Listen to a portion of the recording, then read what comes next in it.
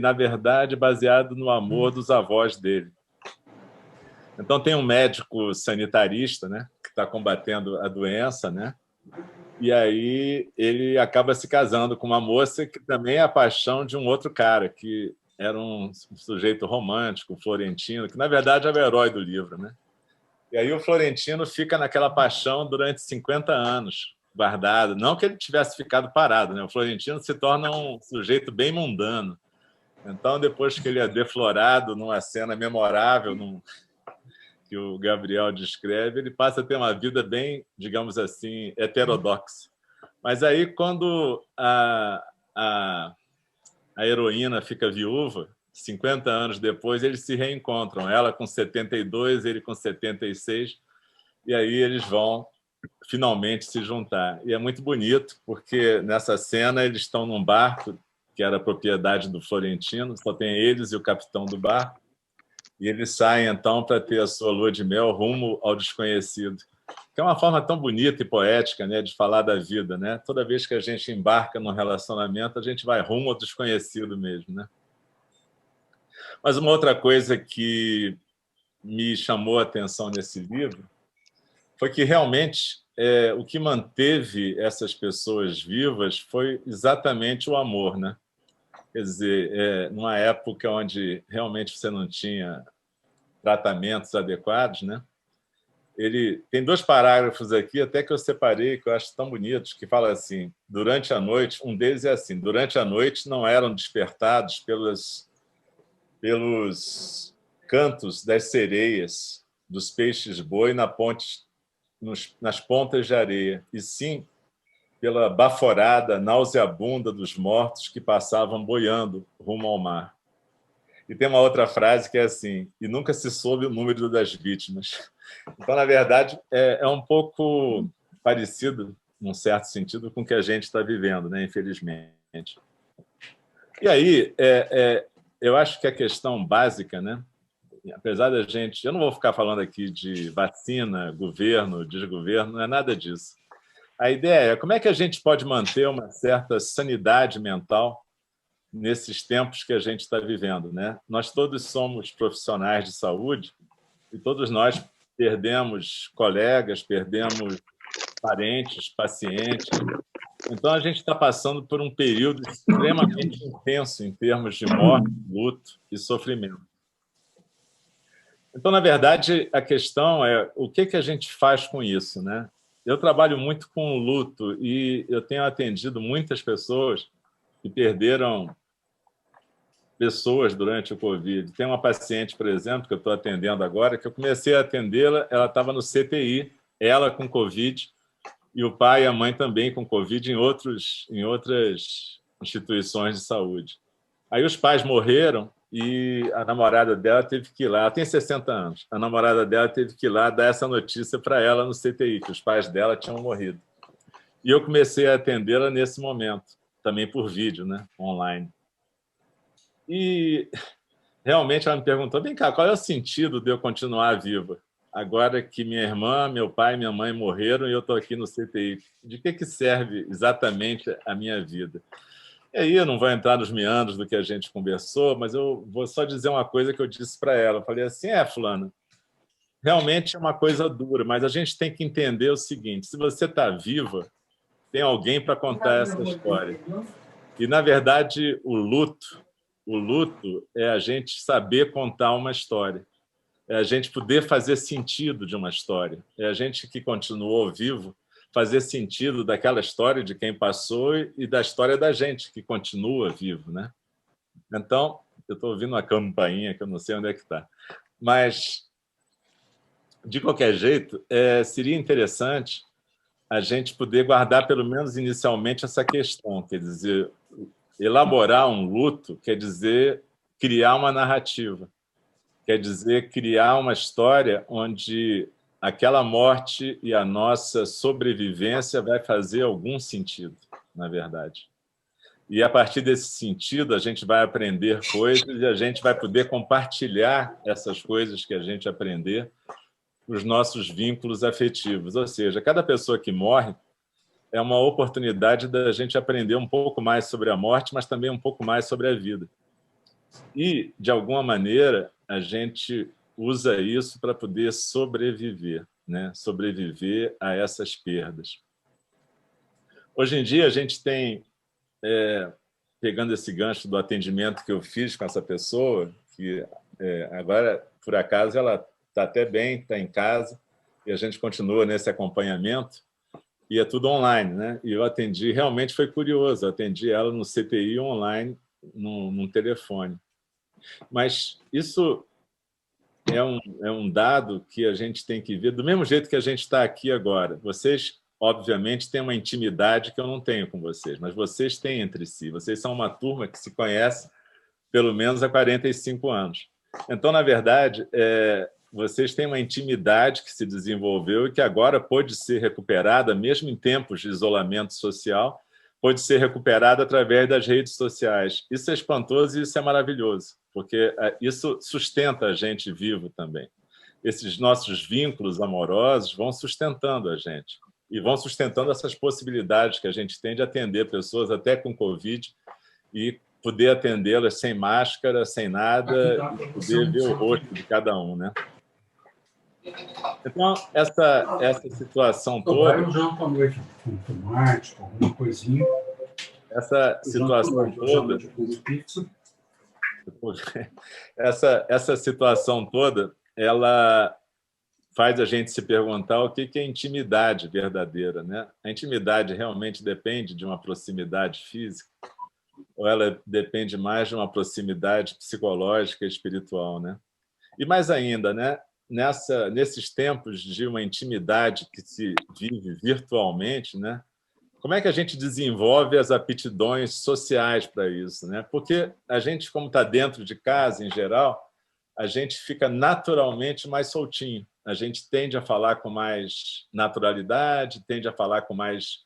sem tomar tanto conta do que está falando, e, às vezes, sem querer, a gente magoa uns aos outros também. Porque a gente fala coisas, às vezes, em momentos inadequados, mas a gente está muito solto.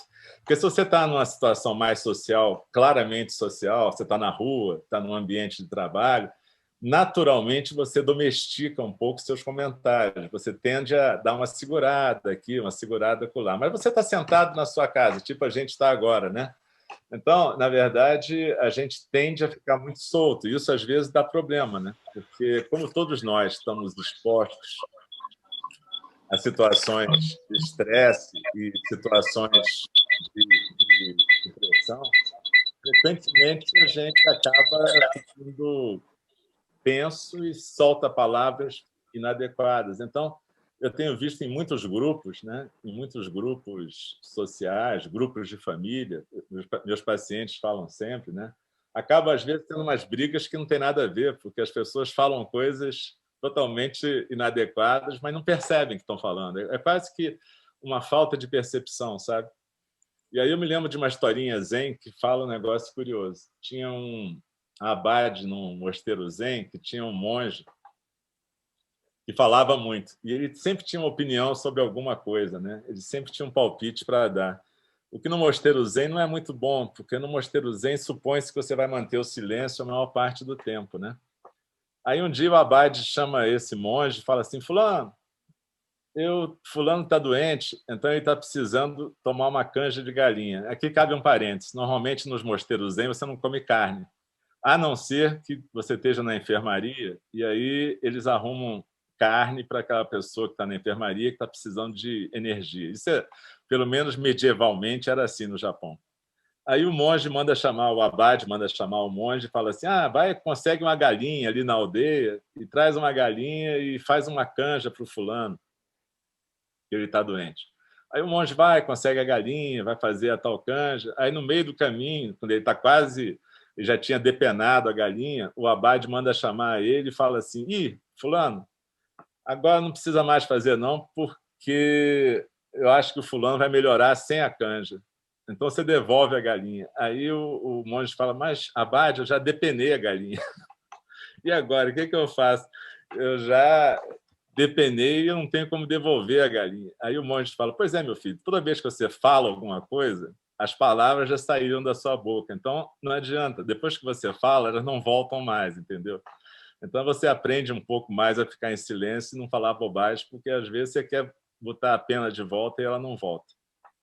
Isso é só uma anedota zen, mas a ideia é que a gente, mesmo num meio de rede social como a gente vive hoje em dia, com tanta intimidade, a gente tem que tomar um pouco de cuidado também para preservar os nossos vínculos amorosos e afetivos. Porque esses vínculos é que estão sustentando a gente, né? Então, se a gente começa a, digamos assim, descarregar demais as nossas ansiedades, soltando qualquer coisa, às vezes a gente acaba magoando as pessoas e se magoando e desfazendo-se amizades. Eu vejo isso com famílias de pacientes, é muito complicado. Isso leva a uma outra questão também, que é a questão que faz par com a questão da intimidade, né? Uma outra coisa que sustenta a gente numa situação dessa de pandemia é exatamente a questão da interioridade, né? A gente, até a década de 80, vocês devem lembrar, tinha um certo boom de psicanálise, terapias. As pessoas buscavam muito esse autoconhecimento, né? Talvez até porque estava naquela época do golpe militar, então não tinha muito o que fazer, a não ser buscar muito autoconhecimento, né? Inclusive, as pessoas buscavam autoconhecimento até com drogas, né? Não era esse uso de droga que tem hoje em dia, assim, esse uso só por compulsão. Muitas pessoas buscavam drogas para ter uma abertura da consciência, bem orientados ou não. Mas, então, tinha um certo privilégio da interioridade. E de 80 para cá, mais ou menos, na pressão do capitalismo cada vez mais selvagem, passou a ter uma pressão pela exterioridade. As pessoas começaram a achar que felicidade era comprar muita coisa, ser bem-sucedido, ter muitas relações sociais, enfim, viver para fora, não esse viver olhando para dentro. E a pandemia veio pegar muita gente de calça na mão, porque se você não tem recursos interiores para lidar com o confinamento, com o isolamento ou com a diminuição dos contatos sociais, necessariamente você vai entrar em angústia, né? Eu e meus colegas psiquiatras e terapeutas, a gente observou muito isso. Pessoas que não tinham recursos para lidar com a angústia e que se sentiram, de repente, cortadas das suas distrações. Então, eu escuto muita gente falar: eu não aguento ficar em casa, eu não aguento ficar sem sair, eu não aguento ficar sem beber no botequim, eu não aguento ficar sem fazer isso ou aquilo. Esse eu não aguento, né, normalmente tem a ver com essa incapacidade de lidar com a própria angústia, né? E você ter digamos assim, cortarem o seu caminho de escape dessa angústia. Então, na verdade, essa pandemia, apesar de se oferecer como uma crise, ela também oferece possibilidades de você reencontrar os seus recursos, né? Você aprender a meditar, você reaprender a meditar, porque muita gente já meditava, você reencontrar a espiritualidade, né? Muita gente tem uma prática espiritual, mas tem gente que não tem prática nenhuma, né? Que é nominalmente religioso, né? Mas não pratica, né? Então, essa época da pandemia permitiu a muitas pessoas também reencontrarem esse caminho da interioridade. Na verdade, muita gente... Nós, por exemplo, eu sou responsável por um templo lá em Copacabana, chama-se Eininji, que em japonês quer dizer Templo Zen do Cuidado Amoroso Eterno. Você pode até perguntar: meu Deus, como é que Eininji quer dizer Templo Zen do Cuidado Amoroso Eterno, né? Porque é muito conciso, né? Mas é porque Ji, em japonês, é Templo Zen. Só essa palavrinha, Ji, é um ideograma. Einin é Cuidado Amoroso Eterno.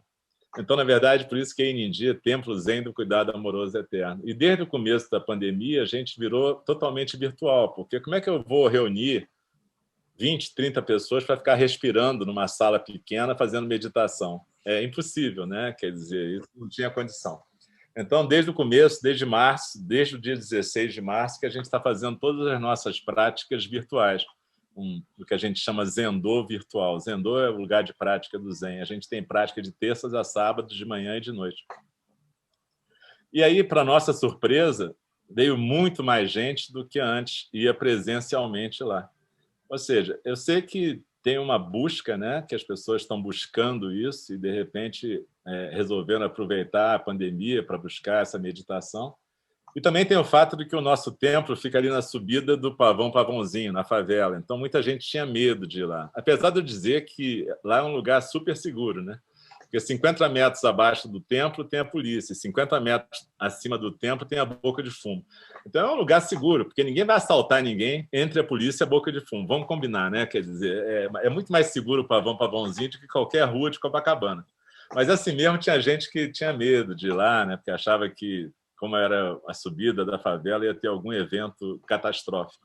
Mas nunca teve, graças a Deus. Só tinha uns tiroteios de vez em quando, mas também é bom para você aprender a meditar no meio do tiroteio.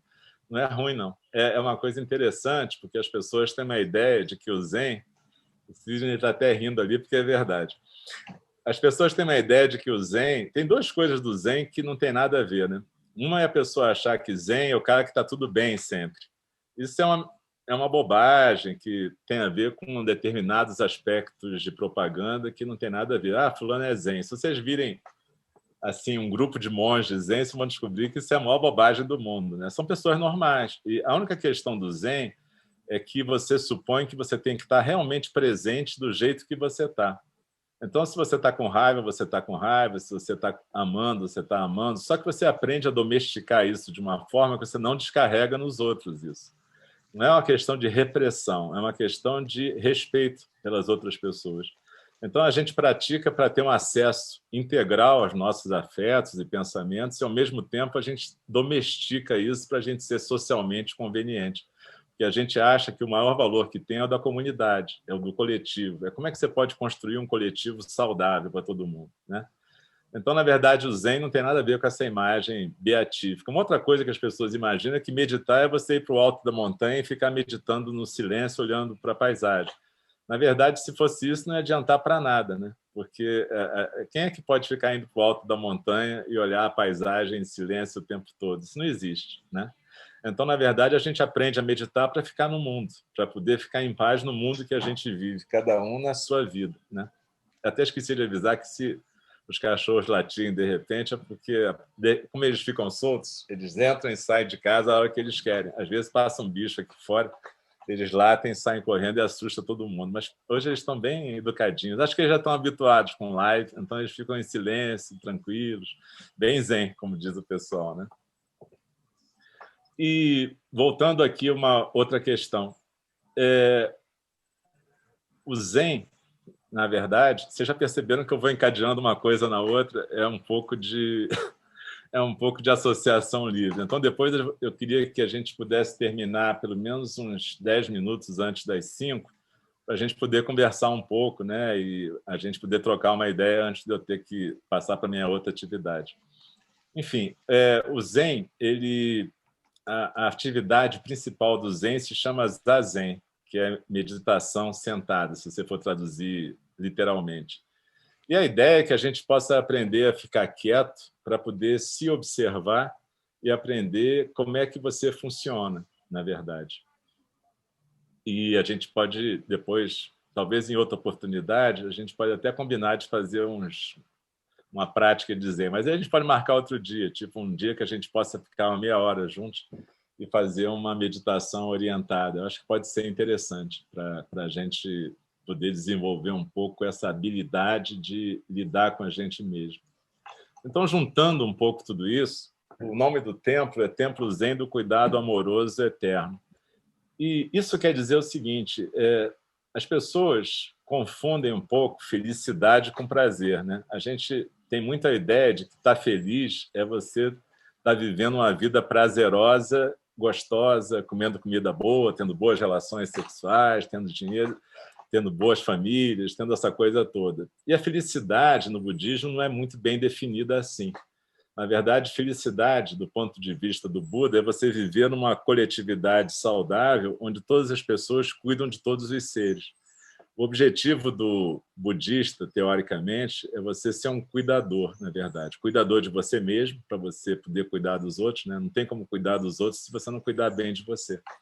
Mas o que seria o propósito da vida da gente seria o cuidado amoroso. Por isso que o nome do templo é Cuidado Amoroso Eterno, né? Porque, na verdade, é como se... O Buda dizia que é um pouco como se a gente fosse os comissários da criação. Os seres humanos estão no mundo para poder cuidar de todos os seres, das plantas, dos animais, de si mesmos. E, na verdade, é isso que o Buda chamava de felicidade ou alegria. É uma felicidade de estar podendo exercer plenamente a sua condição humana de cuidador amoroso. Isso você pode ficar feliz ou estando triste, estando alegre, estando triste. Não é uma questão de alegria ou tristeza, porque alegria e tristeza são intercambiáveis. A gente está alegre agora, daqui a 10 minutos a gente está triste. Então, na verdade, não é que o budismo seja contra o prazer ou contra o desfrutar a vida, mas o Buda se dedicava muito a falar do propósito da vida, de que serve a gente estar vivo, né? E aí, voltando para aquela paciente do começo, a gente está vendo juntos, eu e ela agora, que ela pode ser muito útil também cuidando das pessoas, porque ela tem uma profissão, ela é profissional de saúde. E, de repente, a experiência que ela está tendo, ela está sendo capaz de elaborar essa experiência e eu tenho certeza que ela vai ser capaz de ajudar muita gente a elaborar um processo de luto, porque ela está tendo uma experiência muito forte, muito rica. Ela não está aprendendo isso no livro, né? Ela está aprendendo como é que é lidar com uma doença quase fatal dela mesma e lidar com a perda da irmã, do pai e da mãe. No entanto, ela está sobrevivendo a isso tudo e está podendo lidar com isso tudo. E, no entanto, ela está descobrindo que, de repente, o propósito da vida dela, ela está recuperando um propósito que ela conheceu lá atrás, quando ela estava na faculdade. Ela imaginava que ela ia poder cuidar dos outros e isso ia satisfazê-la, né? E, de certa maneira, durante o período da vida dela profissional, ela esqueceu um pouquinho isso, né? Os caminhos profissionais foram levando por vários meandros e, de repente, a pessoa esquece um pouco esse impulso mais juvenil que a gente tem quando entra na faculdade, né? De cuidar, de ser um cuidador amoroso, de ter um papel na nossa sociedade, né? Às vezes a gente esquece isso, às vezes a gente fica cansado, de saco cheio, por todas as nossas vivências institucionais e pessoais, mas é legal, quando a gente chega na idade da gente, a gente poder recuperar esse ardor mais juvenil, né? Porque é isso que mantém a gente vivo, na verdade. É essa disposição, é essa vontade do cuidado amoroso. Então, como eu queria que a gente pudesse conversar um pouquinho, se vocês quiserem fazer uns 5 minutinhos de meditação, pode ser interessante, só para a gente ver na prática isso que eu estou falando. A gente faz são 16h38 aqui no meu relógio, a gente faz uns 5 minutos de meditação e depois a gente tem um tempinho para conversar. E às 5 eu tenho outro compromisso. Pode ser assim? É só vocês fazerem assim, joinha, que eu faço a meditação. Então tá, procura se sentar de um jeito confortável aí, deixa a coluna ereta. Eu vou pegar um sininho aqui, só um minuto.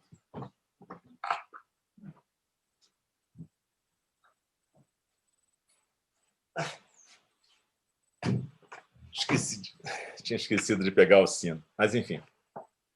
Então, olha, vocês podem sentar na cadeira mesmo. Se puder ficar com a coluna ereta, melhor. Se tiver que ficar deitado, tudo bem também. A postura não vai ser o determinante. A gente, em geral, fala de ficar com a coluna ereta porque facilita a respiração, né? Deixa o tórax mais livre, deixa a barriguinha solta. Mas se alguém tiver que ficar deitado também, ou sentado em qualquer lugar, tudo bem. Eu sempre medito sentado em cadeira, eu nunca medito em almofada, porque a minha perna não dobra mais tão bem. Já dobrou um dia, mas agora não está dobrando tão bem meu joelhinho com artrose. Então eu faço sentadinho na cadeira ocidental mesmo, com os pés no chão e as coxas paralelas ao chão. Então é o seguinte, gente, eu vou convidar o sino a soar 3 vezes para a gente começar a nossa meditação e depois eu vou soar o sino uma vez para a gente interromper. Vocês podem deixar os olhos suavemente fechados, porque quando a gente faz meditação guiada, de olho fechado é mais fácil. E é só seguir a instrução.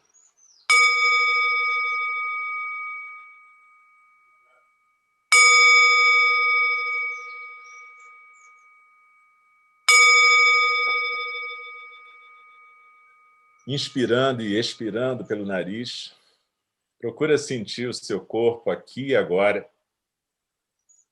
presente nesse lugar, sentado na cadeira, onde quer que você esteja sentada, com os ombros soltos, o peito aberto, a cabeça bem equilibrada no pescoço, os olhos suavemente fechados, a língua no céu da boca e a boca suavemente fechada. Deixa os ombros soltos. As mãos podem estar em cima dos joelhos ou pode estar a mão direita sustentando a mão esquerda com os polegares unidos, naquele mudra de meditação. Mudra é um sinal com um gesto da mão.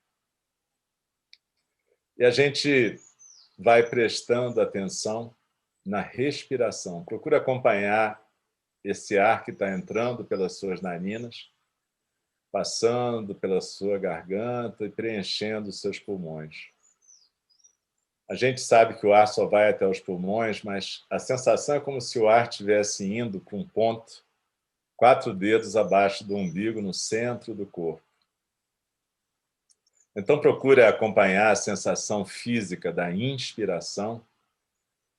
Se você prestar um pouquinho de atenção, você vai até talvez perceber um sutil frescor que se alastra por dentro do tórax quando você inspira. E depois você começa a prestar atenção na sensação física da expiração. Esse ar que está saindo suavemente pelo nariz. Você pode escolher um ponto para focalizar a sensação física da expiração. Pode ser as narinas, pode ser a barriga encolhendo quando você expira, pode ser qualquer coisa. Contanto que você realmente focalize a sensação física da expiração. Não é um pensamento, é a sensação. Então, desliza na expiração e se aquieta no centro. Você pode visualizar uma daquelas pirâmides, como se fosse uma pirâmide do Egito, invertida no seu tronco. A base está nos ombros, o vértice está lá embaixo, 4 dedos abaixo do umbigo. E cada vez que você expira, é como se você escorregasse por dentro dessa pirâmide e fosse se aquietar no seu centro, nesse lugar, 4 dedos abaixo do umbigo, que é como se fosse uma ilhota no seu centro. Então, desliza na expiração e se aquieta no centro. E enquanto a gente vai focalizando a sensação física da expiração e vai se aquietando no centro, a gente percebe que é como se a gente estivesse sentada nessa ilhota e tivesse uma correnteza em volta. A gente chama na nossa tradição de correnteza dos sons do mundo.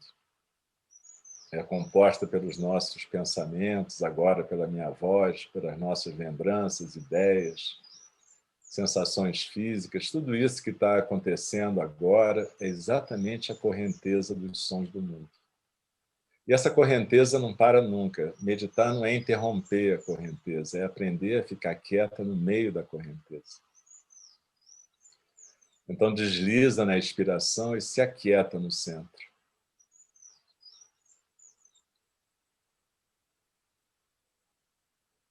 E cada vez que você perceber que se distraiu, porque de vez em quando a gente é arrastado por algum elemento da correnteza, pode ser um pensamento, um barulho, um sentimento, qualquer coisa pode arrastar a nossa atenção.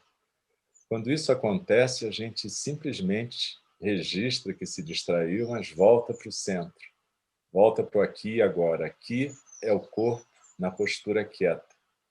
Agora é a sensação física da expiração. Então, desliza na expiração e se aquieta no centro. Durante uma prática de meditação, essa distração, esse vai e vem, vai acontecer dezenas de vezes, é normal. Não fica conversando com você sobre isso, achando que a meditação está certa, errada, boa, simplesmente aceita. E cada vez que você se distrair, volta para o aqui e agora. Desliza na expiração e se aquieta no centro.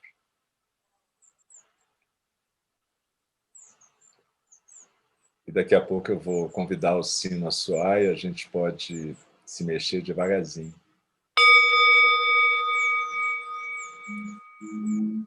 Cada uma pode abrir os olhos e se mexer devagar, sem pressa, deixando que essa quietude da meditação possa ir para a sua vida também.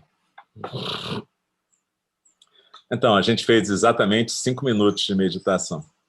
E normalmente a gente faz meia hora, mas você não precisaria fazer meia hora. Se você fizer 10 minutos todo dia, a gente tem várias meditações gravadas no templo. Eu posso depois passar para o Sidney, ele passa para vocês.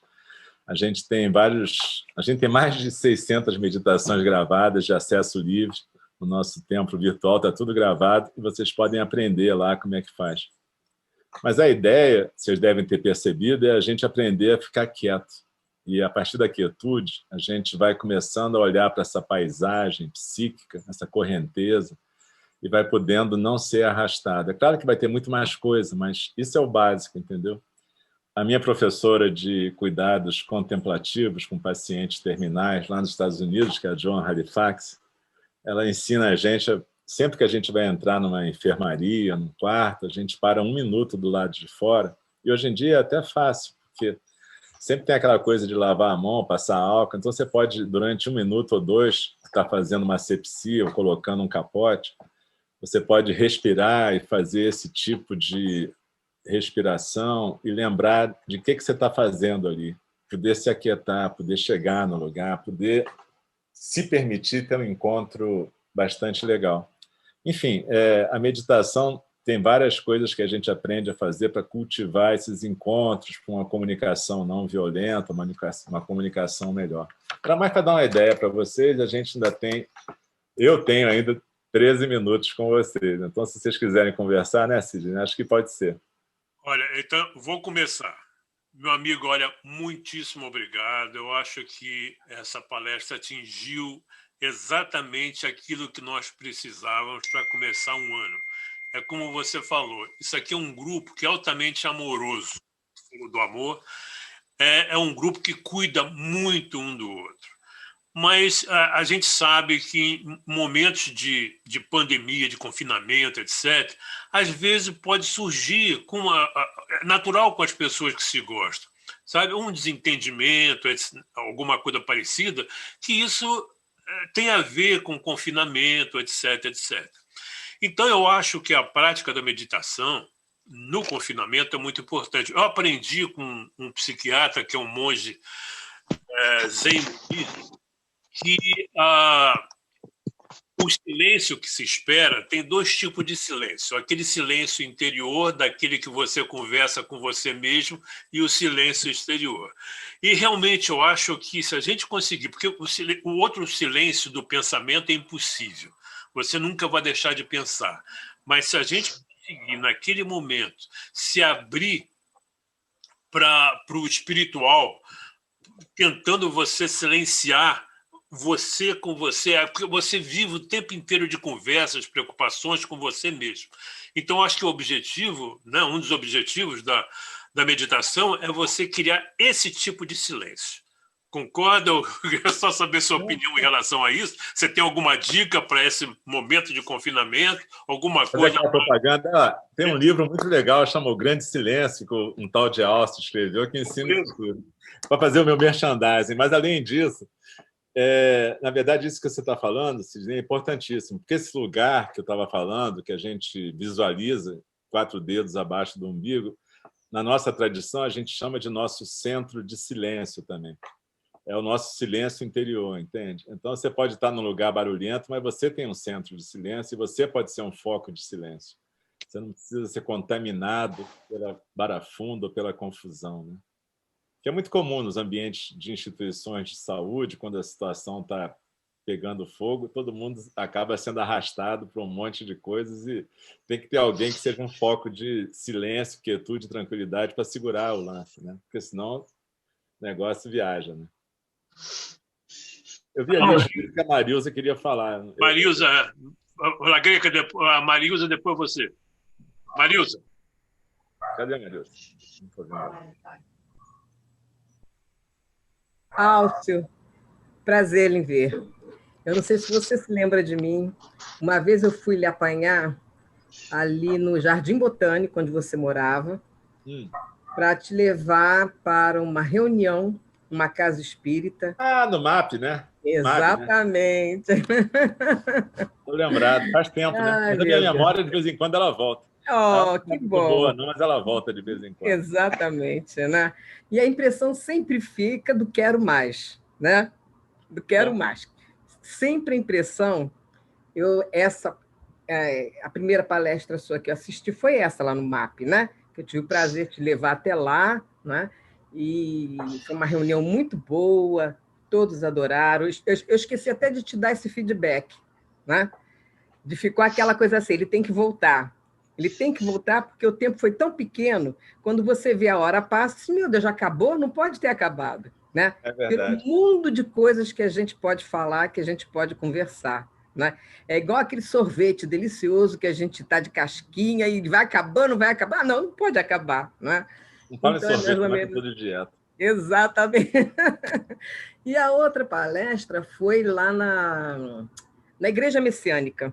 Ah, tá. Também me Não lembro. é? A doutora Vera, que faz a parte lá médica, me pediu uma indicação, né? Que ela gostaria de mudar as apresentações da casa. Aí eu falei com Vera, chama o Alcio, vocês vão gostar. Né?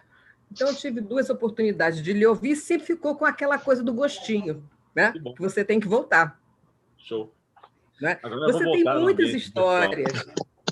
Você é um contador de histórias, você tem muitas histórias para contar, e a gente tem muito que aprender com você, entendeu?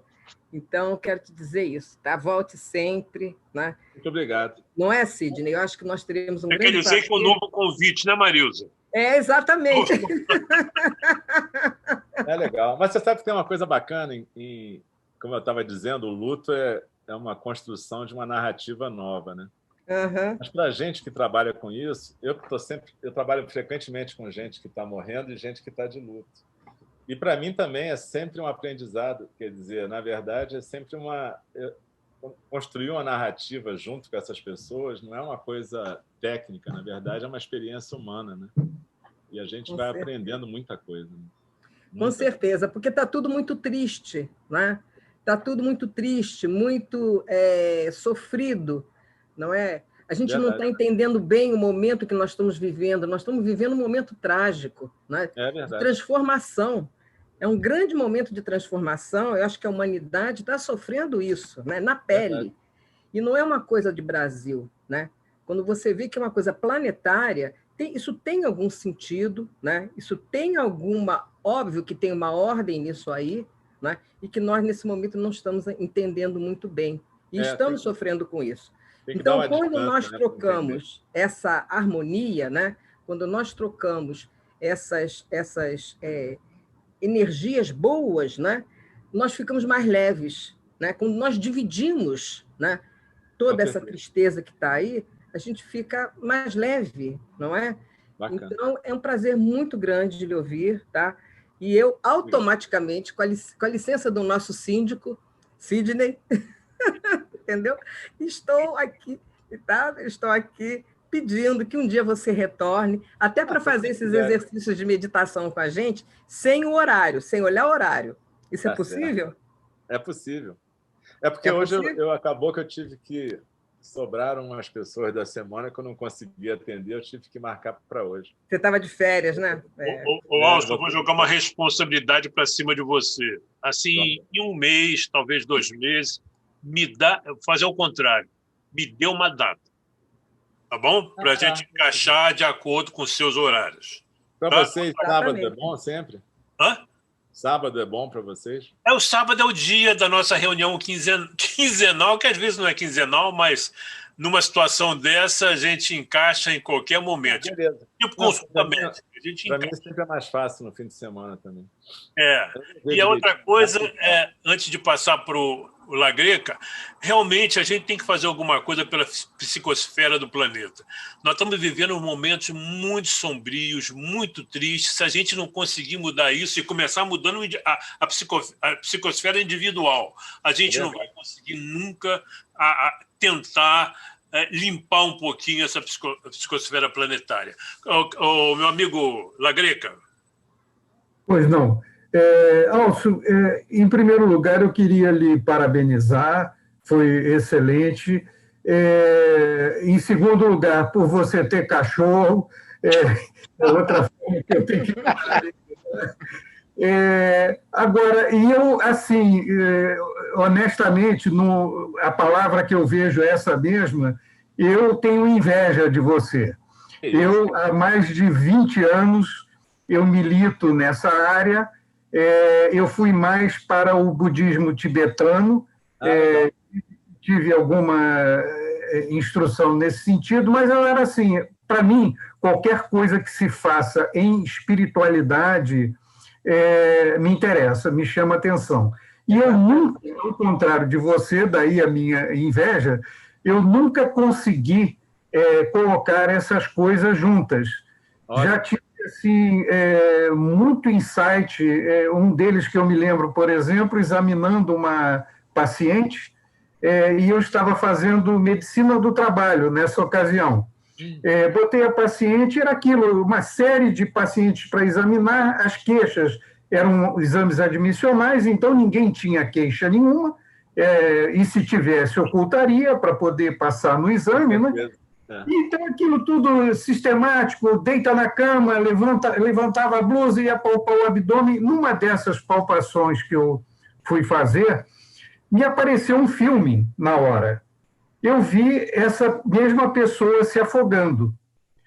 E eu fiquei impressionado com aquilo e queria, de alguma maneira, falar com ela sobre isso. Mas eu disse, não posso misturar as coisas, não tem como. Quando, de repente, eu vejo lá, na ficha havia religião, e ela colocou espírita. Eu aí disse, bom, aí eu virei para ela e disse, olha, aqui encerrou o seu exame, o exame médico terminou, você está apta, tudo bem. Ela era para uma candidata cobradora de uma empresa de ônibus.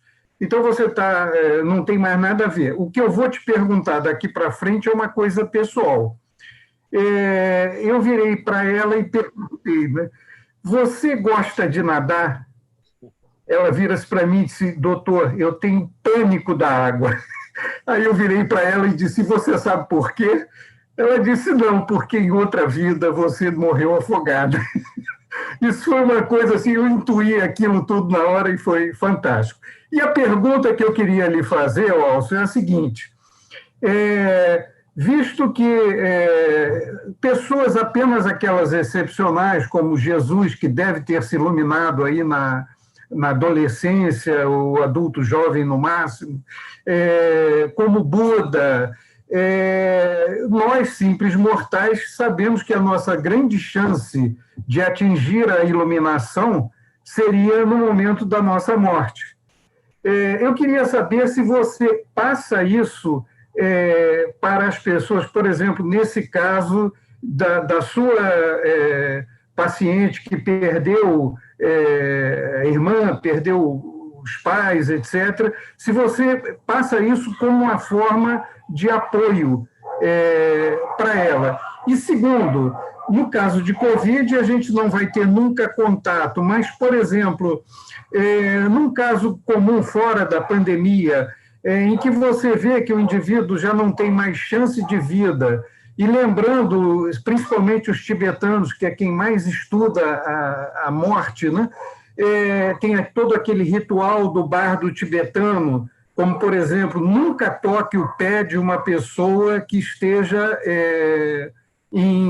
vamos dizer, já moribunda, perto de morrer. Sempre toque o 7º chakra, tocar o topo da cabeça, né? Se você orienta também os pacientes que lidam com terminal nesse sentido. Na verdade, Lagreca, a questão é a seguinte, eu normalmente, quando eu vou fazer um contato com uma pessoa que está num processo de morte ativa, né, normalmente, primeiro, na anamnese, eu vou investigando qual é a cultura dela, qual é a religião que ela transita, porque tem coisas meio delicadas aí, né? Então, normalmente, é claro que a pessoa tende a saber que eu sou budista, mas eu, em geral, não misturo essa questão da religião budista com o que eu estou fazendo. Mas eu medito junto com a pessoa, eu ajudo ela a poder entender que a morte é uma transição. Eu nunca falo sobre o depois exatamente, porque, no fundo, cada religião tem uma ideia sobre o depois e também tem gente que não acredita em nada. Mas o que interessa é que, de certa maneira, a vida continua sempre, né?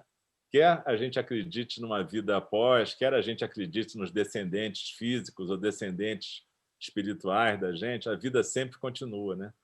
Então, eu sempre tento achar um jeito de trabalhar por aí. Mas eu tenho experiências muito interessantes com as pessoas nessa coisa de morrer, e das pessoas poderem se abrir para esse momento de iluminação.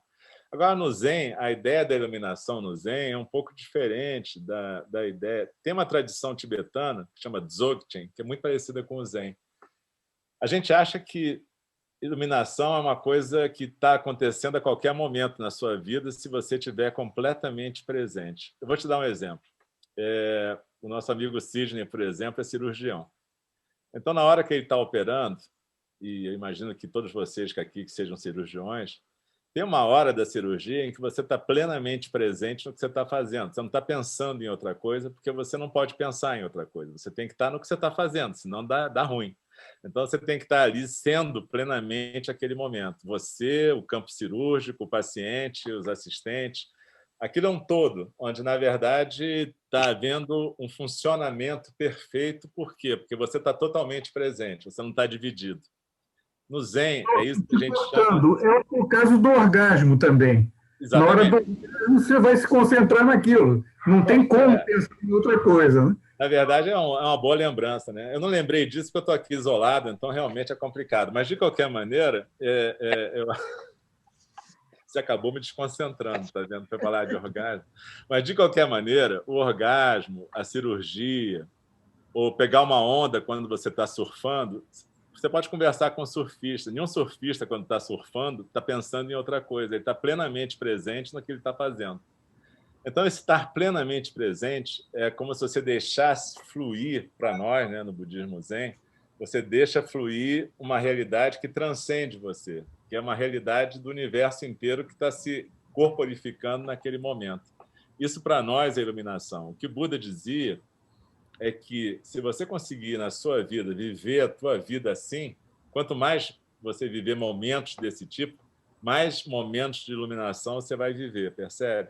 Porque tem um pequeno problema, né? A gente fala no Zen que você morre como você vive.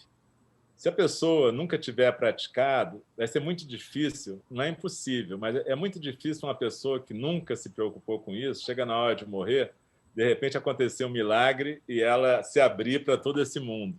O que a gente treina com as pessoas vamos meditar, vamos aprender a estar presente, porque a morte é certa, mas a hora da morte é incerta. Então, você nunca sabe, né? Até Jesus falou isso, né? Você nunca sabe quando é que o noivo vai chegar, né? Então, se você não sabe quando é que o noivo vai chegar, você tem que estar com a casa limpa e a festa pronta. Então, é essa ideia que a gente tem no Zen, né? Você está sempre praticando, porque, na verdade, vida e morte são um contínuo, né? E aí, se você está sempre praticando, a tua morte vai ser um aprendizado para você e para os outros também. Mas se você não está praticando, vai ser difícil. Às vezes a gente consegue alguma coisa, mesmo com gente que nunca fez, mas que, de repente, devido à doença, à circunstância, a pessoa se abre ali. Mas é muito mais interessante quando a pessoa está praticando. Esse ano passado, eu tive uma paciente que estava com metástase de câncer de mama, ela já estava com metástase no cérebro, metástase no fígado, ela acabou falecendo. Mas a gente fez um trabalho junto de 7 anos, porque ela começou a fazer esse acompanhamento comigo quando ela foi diagnosticada com câncer de mama.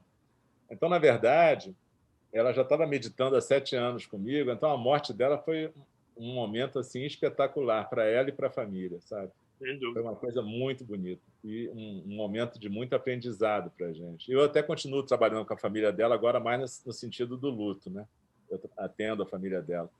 Mas foi um momento muito lindo, entendeu? Mas isso aí é difícil se você não está trabalhando antes. Não é que seja impossível. Eu já vi gente assim 2 vezes antes de morrer. Não é o ideal, mas você consegue fazer alguma coisa. Agora, o ideal é você poder trabalhar antes e quanto mais cedo você começar, melhor, né? É a gente, né? Na nossa idade, quanto mais cedo a gente começa, melhor. Porque a gente já está sempre na beira, né? Na beira do abismo. Mas tudo bem, né? Normal. A gente sabe que isso aí é uma conversa que requer muito mais tempo para a gente poder se manifestar. Eu não sei ainda como está o seu tempo, se dá tempo para mais uma questão? Eu já estou atrasado mesmo, eu vou estar atrasado com a paciente, mas ela está esperando, ela continua esperando mais 1 minuto. Vai lá. Alguém quer se perguntar alguma coisa, falar alguma coisa? Proust? A Heloísa, são 2 Heloísas, sabe? Eu não sei qual é a das 2, mas pode falar, Heloísa. Não estou ouvindo. É o seguinte, Aldir, quando você fala, eu não entendo nada, tá? Então, eu sou ignorante no assunto. Já li alguma coisa, assim, as referências e tal. E eu tive lá na Tailândia, há um ano e meio. E a quantidade de Buda que tem ali é uma grandeza. Você tem Buda da felicidade, Buda da fertilidade, Buda do riso, Buda de tudo. Mas tinha assim, eu fui num parque, exatamente, tinham 100 Budas diferentes. Tá? Então, quando você fala o Buda, você está se referindo exatamente a quê? Seria, você esse aí é o falou em número, religião. esse aí é o número 92. Tá bom. Então tem. Eu estou de sacanagem, olha só, é o seguinte, não tem... Não, quando a e gente tem fala... mais uma outra. Não, peraí, o Buda que eu me refiro é o Buda Shakyamuni. É esse Buda histórico que foi o fundador da tradição. Mas acontece o seguinte, todo mundo tem natureza de Buda, porque no budismo a natureza é uma questão assim, não existe uma alma estritamente individual. Então, todos nós somos manifestação da natureza de Buda, de uma maneira bem simplória. Depois eu poderia explicar melhor com mais tempo. Então, quando a gente fala o Buda da compaixão, o Buda da misericórdia, o Buda da cozinha, a gente está falando de aspectos, na verdade, que são como se fossem arquétipos humanos e que são representados em forma de Buda. Mas, na verdade, não são divindades, né? São arquétipos. Né? São arquétipos. Então, isso diz mais respeito a uma filosofia, alguma coisa assim, do que a uma religião. Porque se você tem vários arquétipos, eu estou falando isso da minha dificuldade, tá? Eu não estou questionando nada. Até na minha visão psicanalítica, né, você vai lá para dentro, né, vai pesquisar os recálculos, tudo, o que ficou lá atrás. Mas, em relação a Buda, qual Buda? Ou seria essa corrente que você Heloísa, falou? o Buda, na verdade, esse Buda histórico, que viveu 600 anos antes de Cristo, mais ou menos, se ele vivesse hoje em dia, provavelmente ele seria considerado um psicólogo. Porque, na verdade, se você for estudar o budismo, você vai ver que, no fundo, é um grande estudo de psicologia humana. Só que é uma psicologia que foi desenvolvida há 2.600 anos, ao contrário da psicanálise, que tem por aí 120, 130, né? Então, na verdade, o processo investigativo do budismo é muito parecido com o da psicanálise, no sentido que você faz uma autoobservação e você tem um professor. Agora, a ideia é que o budismo não é uma religião teísta, né? Você não tem um Deus no budismo. Por isso que tem gente que fala os budistas são ateus. Não é isso. Mas o budismo em si é uma prática não teísta. Ou seja, o Buda dizia que se você quer acreditar, você pode acreditar no que você quiser. Acredite em Deus, acredite em Shiva, acredite em quem você quiser acreditar. Pedra, eu já vi essa frase. Acredita até então, na verdade, é uma religião por quê? Porque a gente tem rituais em comum, a gente tem um sentimento de coletividade, a gente tem rituais de passagem, mas não é uma religião no sentido teísta do termo, entendeu? Às vezes as pessoas confundem, porque realmente, né, você vai num templo e tem 200 imagens de Buda, né? Você fala, então Buda é o Deus deles, né? Não, Buda é um sujeito, o Buda histórico, que ensinou um método para a gente trabalhar com a nossa angústia. E tem os Budas míticos, que são esses Budas arquetipos que representam arquétipos da mente humana, entendeu? Agora, é claro, se você for conversar com um budista de uma tradição devocional, pode ser que uma pessoa mais simples, ela acredite realmente que existe um Buda lá no céu que vai salvar ele das coisas. Pode ser. É do mesmo jeito, você pode conversar com um cristão, você pode ter desde um cristão que entende o cristianismo, Jesus, de um jeito mais gnóstico, até o sujeito que é um devoto que acha que vai fazer uma promessa e que Deus vai salvar ele. Isso vai acontecer em qualquer religião, na verdade, né? Tem aspectos mais devocionais, aspectos mais filosóficos, né? O importante é que a pessoa se sinta bem naquilo que pratica, né? E que isso possa trazer algum grau de equilíbrio para a pessoa, né? Eu acho isso, né? Mas agora eu vou ter que ir, senão minha paciente vai me matar. Muito obrigada, Vanil. Muito obrigada. Depois eu vou combinar com o Sidney um sábado aí para a gente conversar mais tranquilamente. O sábado da tarde. Para não atrapalhar a sua vida. Olha, muitíssimo obrigado. Eu acho que foi fantástico. Todos nós somos muito agradecidos por esse bate-papo de hoje. Eu que E, agradeço. como disse a Marilza, a gente fica sempre com gostinho de quero mais, não é isso? Não é isso, Marilza? Essa é a ideia. Com certeza. Tá, com certeza. muitíssimo obrigado.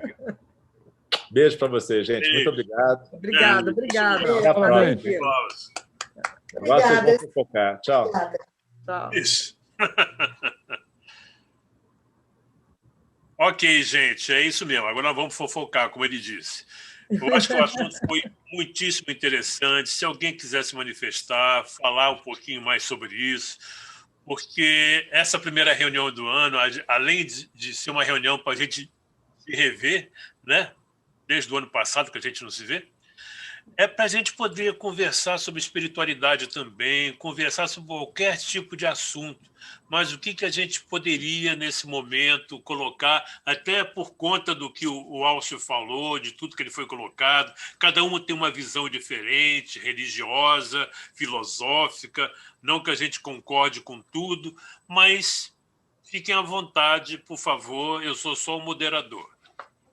Cid, eu achei interessante que ele tocou num aspecto que é assim, você numa coletividade, e uma coletividade como a nossa, que tem uma característica muito afetiva, né? Onde nós nos sofremos, nos incomodamos e tudo isso, e recentemente houve um mal-estar por um mero mal-entendido, não teve nada disso, né? A colega saiu da lista, o colega pediu desculpa, em suma, criou. E aí depois fica aquele mal-estar, porque como é que eu vou consertar isso? Entendeu? Depois, como é que eu vou voltar? Como é que eu vou? E a gente, em vez de falar disso, a gente recalca. É o que ele estava falando, né? Em vez de você meditar, em vez de você apoiar, a gente par na virada. E o que ele me chamou a atenção aí na meditação é que não é página virada. Vamos fazer uma meditação, vamos fazer uma introspecção e avaliar isso também, né? O que na psicanálise a gente diz, precisamos falar disso daí. Precisamos... Luísa, você tem toda a razão, cara. Às vezes é uma norma comum em relação quando acontece uma coisa desse, a gente procura fazer igual avestruz, ou procura botar debaixo do tapete, para a gente não ver, etc. Mas eu acho que falar de uma situação... Nós tentamos, a Leninha tentou, a Jussara tentou, falar com a Marilza, acho que também tentou, falar com a Lana e falar com a Luísa. A gente tentou pedir, convidar, implorar para que eles participassem dessa reunião hoje aqui, que a gente achou que tivesse tudo a ver. E como isso não vai acontecer, não aconteceu por razões atenuantes e agravantes, existe aquela história do orgulho, a idade, etc. Não é nada disso, eu tenho falado com ela, e eu percebo muito mais a incapacidade de, entendeu? De você... Não, mas então, a gente vai, até por sugestão da Leninha, a gente vai encaminhar. Eu gravei, eu esqueci de botar desde o início, mas eu botei logo a seguir. A gente vai encaminhar esse vídeo especificamente para o WhatsApp de cada um. Muito legal. Alzira, você está comendo pipoca? O tempo inteiro. A Alzira não parou de comer, o tempo inteiro. Ô, Constantino, eu queria saber o que você acha de tudo isso. O Constantino hoje nos brindou com a sua presença. Pô, nós estamos bastante satisfeitos. Entendeu, Constantino? O que você achou de tudo isso? O que você pode falar dentro daquilo que a Luísa colocou? Por favor. É isso aí, Constantino. A primeira vez é inesquecível, né, Constantino? Pois é, rapaz. Como é que eu vou me livrar dessa, né? Primeira vez, né? Estão ouvindo? Estamos ouvindo muito bem. Bem, alto e claro. Bom, eu não trabalho e não professo essa linha que o Alcio descreveu. Eu tenho alguma experiência desde o 3º ano de medicina dentro daquele Gafré, porque a maioria da nossa turma estava em outro hospital. Então, eu chegava às 8 horas da manhã e saía às 10, 11 horas da noite. Era o famoso rato de enfermaria. Era o único jeito que eu tinha de aprender alguma coisa. Porque durante o dia também era um babu, babu, babu, né? Trabalhando, né? Então, em área totalmente diferente. E bati de frente logo com algumas mortes, né? E você, jovem, conviver com morte não é fácil. E o Gafré, quer queira, quer não queira, quase todo dia tinha um na anatomopatologia. Cansei de chegar e o paciente com quem eu estava trabalhando já tinha descido. E aí acabei me interessando pela famosa passagem, diferente do Álcio, né? Que trabalha mais lá na frente, com as pessoas que estão envolvidas com a pessoa que fez a passagem. O Álcio está mais no grupo de família, pelo menos foi o que eu entendi aí. Orientar a família, trazer a consciência de um futuro sem aquela pessoa que acabou de passar. E eu comecei a viver muito as passagens, vamos dizer assim. Então, busquei livros de psicologia, né? Li muitos livros, como Elizabeth Kubler-Ross, como eu falei contigo, né? Rabindranath Tagore, esse filósofo indiano. E isso me deu uma base para segurar essa peteca até terminar a minha graduação. E depois a gente acaba mudando de rumo, né? A gente não fica preso àquela situação. Então, fui enfrentar o hospital de grande porte, pronto-socorro, e aquilo acabou fazendo um caldeirão, uma sopa no meu dia a dia, e eu fugi um pouco dessa situação. Mas, como a palestra foi ilustrativa, boa e esclarecedora em muitos pontos. Estou feliz de estar aqui com vocês. Gostaria de felicitar o Álcio, que já se foi, né? Foi um prazer conhecê-lo. E estar com vocês é sempre ótimo. Para nós também, é sempre um prazer todos estarem juntos aqui. Nós estamos trabalhando agora em cima dos ausentes. Por isso que eu fiquei a beça. Entendeu? Não, a minha ausência era pela tecnologia. Eu sei. Não consegui. Não, eu sei. Por isso é que eu me coloquei à disposição de quem precisasse, etc., para a gente ajudar. Mas, às vezes, tem uns detalhezinhos, né? Alguém mais quer se manifestar? Ninguém mais? Não, pode estar aberto para qualquer coisa, gente, entendeu? Para qualquer coisa. Eu acho que esse assunto da morte é uma coisa... Só um instantinho só. Esse assunto da morte é muito interessante. Eu vou até sugerir a vocês. Acho que foi a Jussara que encaminhou para nós uma série do Netflix, chama-se A Vida Após a Morte. Isso aqui é uma série que não é brasileira. Isso aqui, eu não sei se é inglês ou americano. Muito boa. Entendeu? Muito que boa. Eu estou assistindo também. Você está falando, Constantino, é muito interessante. Mas não fui eu que encaminhei, não. Experiência de quase morte. Foi Marilza? Ou foi eu? Foi você, né, Marilza? Então, eles falam de várias coisas ligadas. Chamar alguém para falar sobre quase morte. Ligada à quase morte, que é uma coisa assim fantástica. Vocês não têm ideia do arquivo experiência de quase morte, casos que você tem, entendeu? Você tem uma parte de mediunidade também, etc. Que é muito interessante. Reencarnação também. Reencarnação também. Também. Aqui está, acho que aí no Brasil está acho que no capítulo 1 ou 2, eu já estou no 5. Tá? Então é muito, muito, muito interessante.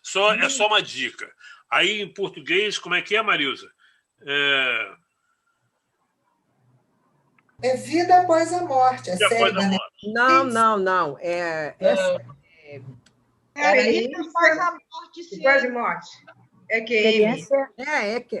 Vida Após a Morte, sim. Quase morte. A Vida Após a Morte. É um seriado, Sidney? É um seriado.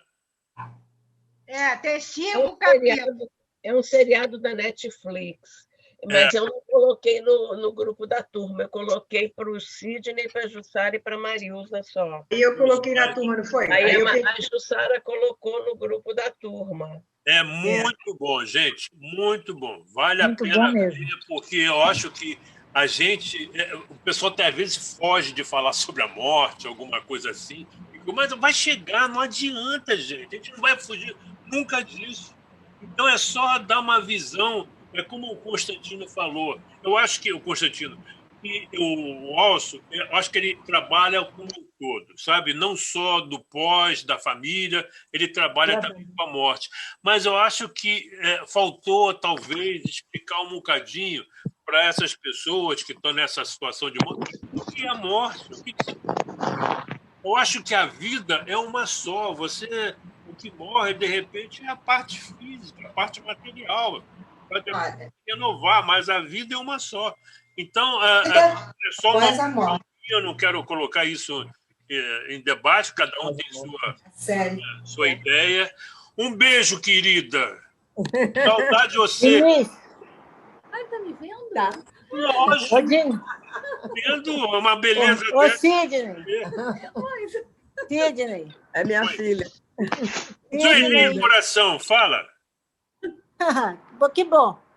Então, já que estamos falando de morte, eu fui fazer o meu internato no Hospital Escola São Francisco de Assis. Lá não nasceu a psicologia médica, porque a psicologia médica já era antiga, mas lá foi desenvolvida a psicologia médica pelo professor Júlio Melo, que depois foi para a UERJ, acabou falecendo, e pelo professor Rodolfo Rocco. Então, no internato, naquela época, vocês vão lembrar disso, né? Paciente morria de hemorragia digestiva, paciente morria de insuficiência cardíaca, paciente morria de cirrose criptogenética. Isso ninguém mais morre dessas coisas, né? Morre de outros, mas não dessas. O pessoal tem saudade disso, agora morre de Covid. Tá, vamos. Então, aqueles pacientes ficavam na enfermaria lá da 4ª cadeira de clínica médica, e nós, internos, íamos aprendendo como preparar o paciente para morrer. E foi uma grande experiência. Eu tive uma experiência fantástica com a psicologia médica e com essa preparação. Então, o médico precisa preparar o paciente para morrer, mas ele também precisa encarar a morte de forma diferente. A morte não pode ser uma ameaça. Claro que ninguém quer morrer e ninguém quer que seu ente querido morra, nem seus amigos. Por cada um de nós, os nossos amigos e parentes viveriam para o resto da vida, né? Para o resto da vida, viveriam eternamente. Mas isso é uma coisa muito interessante. Eu fico muito feliz de ter participado, de ter visto esse grupo crescer, de ter participado desse grupo e ter aprendido isso perfeitamente, de como preparar o paciente para a morte, como enxergar a morte pelo outro lado, né? Não é o lado da separação eterna, do sofrimento intenso, mas essa coisa é como se fosse um caminho, você vai passando de um caminho para outro. Então, era isso que eu queria falar. E achei muito boa essa live, gostei muito dessa apresentação do colega, muito interessante. Meditar é uma coisa boa. Se todos nós meditássemos todo dia, a nossa vida seria mais leve. O Constantino levantou o dedo. Constantino levantou o dedo e pensou nisso. Constantino, você levantou o dedo ou foi impressão minha? Queria falar isso que a colega anterior estava comentando. A Sueli. Faltou na nossa graduação. Eu fui aprender bastante por procura própria. Eu também. Né? Você, o tempo todo com pacientes realmente muito doentes, sabendo que isso vai acontecer, eu procurei conhecer aquela situação e trabalhar com ele por causa do dia seguinte, que eu sabia que ele não ia estar ali. E realmente é difícil você passar 6 anos e não ter uma estruturação nesse ponto. Sem dúvida nenhuma. Eu acho que a Marilza quer falar alguma coisa a respeito disso. Atualmente, Constantino, a gente tem na faculdade, pelo menos lá na Unirio, uma preocupação muito grande com isso, com os estudantes. Que bom. Existe uma disciplina chamada Saúde e Espiritualidade. esses colegas até já fizeram uma apresentação para a gente aqui logo no início, né? O Júlio Tolentino, o Adriano e a Ana Rosairão, né, que são os professores dessa cadeira, essa disciplina, e ela justamente foi uma disciplina que nasceu da necessidade de amparar os estudantes, né, para o impacto da sua profissão, porque, na realidade, nós queremos ser os arautos da vida e não da morte, né? Nós queremos ser os salvadores. E a perda dessa capacidade que nós temos de não evitar a morte, porque ela acontece, traz em nós uma profunda tristeza, porque, na realidade, a gente quer a vida, né? E os estudantes o que estava acontecendo dentro da estrutura da universidade? E isso não é só na nossa universidade. Era o aumento de casos de suicídio de estudantes do curso de medicina, de gente desiludida, entendeu? Então, com jovens, isso acontecendo, depressão assim aos montes, os estudantes usando drogas antidepressivas, entendeu? Porque não conseguiam lidar com aquilo. Então, essa disciplina, antes de pensar no Álcio, né, eu pensei até em falar para o grupo, para pedir esse pessoal para retornar para conversar um pouco mais conosco. Por quê? Nós já estamos cascudos. Nós já passamos por tudo isso. E até hoje nos agride a morte. Tem um besouro aí, hein? Tem um besouro aí. Até hoje a morte nos agride, entendeu? Até hoje a gente não entende muito bem dessa coisa que é inevitável, porque a nossa vocação é a vida. A gente luta pela vida. Então, quando a gente perde o poder deísta, né, de não salvar a vida do indivíduo, né, cria-se uma grande frustração dentro da gente. Então, eu acho o seguinte, que quando a pessoa tem... pelo menos, é uma coisa, é um ponto de vista meu. Se uma pessoa não tiver uma espiritualidade, quando eu digo espiritualidade, eu não estou dizendo de espírita, não é de espírita. É a pessoa ter dentro de si, né, uma concepção, né, de que, ou religiosa ou não, né, de que a gente não tem esse poder, que existe um poder maior do que nós, que é capaz de estar amparando e gerindo tudo isso. Eu tenho muita pena das pessoas que não têm esse conceito, entendeu? Eu não sei como elas vivem ao achar que não existe nada, morreu e acabou, entendeu? Não existe uma continuidade. Quando eu digo continuidade, eu não estou falando da condição de espírita. Eu estou falando daquilo que o Álcio passou para a gente, entendeu? É a concepção de que, para mim, a vida é eterna. É eterna. Porque existe o desconhecido, e esse desconhecido nós não sabemos. E tudo que é desconhecido, a gente fica impactado, a gente tem medo, né? É o homem lá da Idade da Pedra, né? Nós ainda estamos nesse processo, né, de enriquecimento interior, né? Estamos septuagenários, né? E não ainda entendemos a situação. Imagine os jovens. Mas é exatamente isso que eu ia falar, eu ia colocar agora. Imagine jovens. Você coloca isso como um aprendizado a nível acadêmico, etc. Isso, eu vou colocar de uma maneira diferente. Nós somos um grupo, né, de uma turma, de todos nós estamos com 70 ou mais de 70 anos, então nós estamos mais perto de lá do que da outra parte, né? Então, e a gente não tem a nossa concepção, a nossa, em termos filosóficos, o nosso conceito de morte ainda é muito primitivo. Eu acho que quando a gente traz um negócio desse, o Calheiros morre de medo. Outras pessoas falam, pô, morte, não sei o quê, mas é uma discussão super, hiper interessante, porque ao mesmo tempo que você está discutindo a morte, você está discutindo a espiritualidade dentro dessa realidade que foi colocada pela Marilza e pelo próprio Álcio. Então, é sempre uma discussão muito interessante. Eu acho que cada vez mais, companheiros, nós estamos precisando...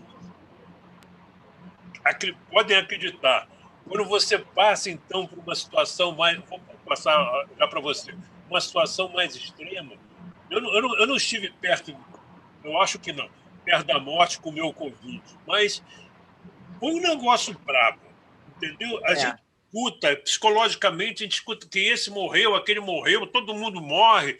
Então, é uma coisa que, se a gente não tem um preparo, eu não tenho medo da morte, entendeu? Mas se a gente não tem um preparo filosófico, etc., é muito mais difícil. Eu tenho. O tempo todo pode ir. Você pode falar. Ô, Sidney, você falou que eu Todo mundo morro de medo. Eu não morro de medo, cara. Eu não tenho pressa. Eu não tenho a menor pressa. Vai, meu amigo. Vai adiante. Não tem pressa, né, Calheiros? Olha, eu tenho Você medo não está do com pressa, né, Calheiros? Nenhuma. Nosso colega vai falar alguma coisa, Calheiros. Aqui. Vai lá. Isso que o lema da nossa turma é rumo aos 100 anos, gente. Calma, né? Por favor. Ainda falta muito. Gente, eu acho que todo mundo tem medo do desconhecido. O que é que vai? Então, você pode não ter por uma questão de fé, mas na hora que você se depara com desconhecidos, é humano. É humano, a não ser uma pessoa que já... Sei lá, eu acredito e voltou. que... Hã? Ninguém voltou para me contar. Então você tem que procurar o quê? Você tem que procurar transformar esse desconhecido numa coisa, de alguma maneira, que você possa racionalizar. É difícil você racionalizar uma coisa... Olha, o espiritual não é racionalizável. Mas não tem outra coisa. É muito difícil você racionalizar, né, uma coisa que não é racional. O Partícula, o que houve? O Partícula quer falar. Isso aqui é uma discussão muito interessante. Mas o Partícula quer falar, Sidney. Por favor. Deixa o Partícula falar. Bota o som, Partícula, se ninguém nem vai ouvir você. Partícula. Olha só, o fato é o seguinte. Está me ouvindo? Estão me ouvindo? Não fica apagando o tórax aí, não, entendeu? Que a gente sabe que você é forte. O fato é o seguinte, meu amigo. Eu sou um virginiano. Eu choro vendo novela. Entendeu? E Deus me poupou. Eu sempre trabalhei quase a minha vida inteira na área de ambulatório. Trabalhei pouco tempo em pronto-socorro e tive algumas experiências muito tristes em pronto-socorro. E toda vez que morria alguém, eu ficava meio perdido, sem saber o que fazer. Principalmente para dar notícia. Eu nunca dei notícia de morte de ninguém. Eu chamava um colega lá, mandava dar notícia. Mas comigo também, assim, diretamente, nunca morreu. Eu nunca assinei um óbito na minha vida. Graças a Deus. E nunca tive que dar essa notícia. Eu fico imaginando pessoas como eu, que são extremamente sensíveis a situações muito menores, de ver. Quando começa a chover forte, eu fico aqui em casa preocupado, porque vai desabar o morro, vai morrer gente. Tudo isso me sensibiliza. Imagina eu ver as pessoas morrerem. Então, graças a Deus, Deus me poupou disso. Agora, essa questão de eu morrer, eu não estou preparado. Realmente, eu vou pedir para esse rapaz aí voltar a conversar com a gente sobre isso. Eu preciso me preparar. Embora eu não tenha pressa, igual o Calheiros. Eu não quero Também não tenho pressa. Mas eu não estou preparado, não. Eu vou morrer em pé, eu vou morrer andando. Porque se eu não posso, eu vou sair andando, vou morrer andando. Eu também, o Partícula. Deita para morrer, não vou deitar. O Partícula, você vai morrer contra a sua vontade. Vou morrer muito chateado. Contra a minha vontade. Quem que levantou primeiro, a Valerinha ou a Alzira? Deixa eu só fazer mais uma observação. Eu queria fazer uma homenagem ao Dr. Anthony Young, que faleceu essa semana. E a colega estava falando aí que ninguém morre mais de hemorragia digestiva, mas o início do problema dele foi hemorragia digestiva. Ele teve Covid praticamente assintomático há um tempo atrás, depois teve um quadro de hemorragia digestiva e ele morreu com fibrilação. Eu não conheço pessoalmente, mas nesse último ano venho acompanhando ele nas redes sociais e lamentei profundamente a morte dele. Acho ele um cara, além de conhecedor daquilo que diz, um cara que pensa muito do jeito que eu penso a respeito de tudo isso que está acontecendo aí. O Partícula, se é que não mataram ele, né? Faleceu. Oh, pelo amor de Deus. Se é que não mataram ele, né, pô? Alzira ou Valerinha? Qual das duas? Você é Valéria. Primeiro. Tá. É que o Partícula me lembrou da nossa residência. E eu, durante a faculdade, tive momentos em que eu desisti da faculdade. Então, na morte de uma paciente que eu acompanhava, quando eu estava com o professor Newton Betlin, eu acompanhava a paciente fazendo quimioterapia. E a morte desses pacientes, para mim, era assim, um negócio assim, terrível, como se eu morresse junto. Então, eu não tinha esse preparo, a gente não tinha esse preparo na faculdade. Depois, no internato, a mesma coisa. Quando eu fui para o Projeto Rondon, no início do ano, nós fomos para o Projeto Rondon. E eu fui para o Ceará, para a segunda cidade mais pobre do Ceará, que era Pacujá, e até hoje eu não sei qual seria a primeira, porque aquilo ali era uma miséria total. E nessa cidade, eu desisti de vez da medicina. Eu voltei desistindo. Eu já estava no internato. E foi quando alguns... porque o pessoal lá na Unirio, eles me ajudaram, e aí pediram que eu fizesse uma especialidade que não tivesse a ver, assim, contato direto com o paciente. Então, me orientaram para fazer ou patologia ou radiologia. A patologia não deu, porque eu tinha uma alergia, aquele formol, era terrível para mim. Eu acho que também o contato com a morte. E aí, então, fui fazer radiologia. Daí foi a minha escolha pela especialidade. Não é porque eu gostava de imagem, é porque eu não tinha contato com o paciente. Mas eu não sei por quê, né? Os meus pacientes no consultório era muito engraçado. Eles tinham pacientes assim que chegavam depois, aquilo que a senhora falou para mim, não sei o quê, o outro dia, eu não sabia nem o que eu tinha falado para a mulher. Mas eu tinha um contato bom com os pacientes. Isso aí eu achava interessante, apesar de eu ter dificuldade desse relacionamento, né, com as pessoas e com a morte. Principalmente, para mim, era a morte. Hoje eu já não tenho. Eu me lembro que uma moça na igreja, aos 35 anos, disse, não, eu estou preparada. Eu ficava olhando para ela, eu tinha uns 35 anos. Aí eu dizia assim, como é que uma pessoa nessa idade pode estar preparada? E hoje eu não sinto assim tão desesperada em relação à morte, mas eu tinha muita dificuldade, principalmente de lidar com a morte na nossa especialidade. A gente não tinha preparo durante a faculdade. Eu não sei se vocês... o Constantino disse que procurou fazer... e eu lembrei do Partícula porque eu comecei o internato 3 meses depois, né, Partícula? Eu comecei o internato 3 meses depois, porque foi o internato que me aceitou com 3 meses sem fazer Eu abandonei mesmo, eu larguei a faculdade. Então, eu só reiniciei o internato 3 meses depois. Não foi, Partícula, lembra? Eu lembro, claro.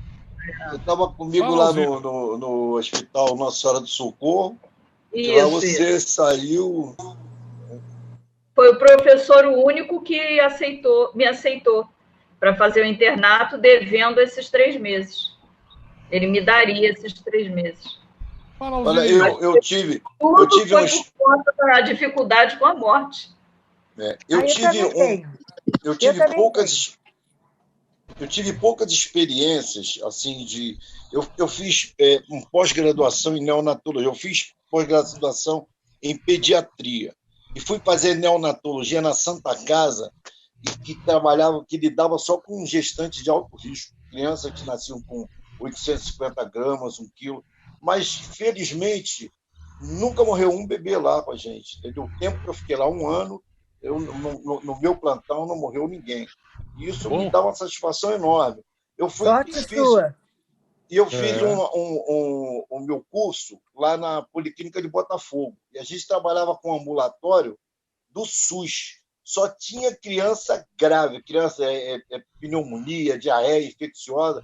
E as crianças que passavam para mim, a gente tinha 3 crianças por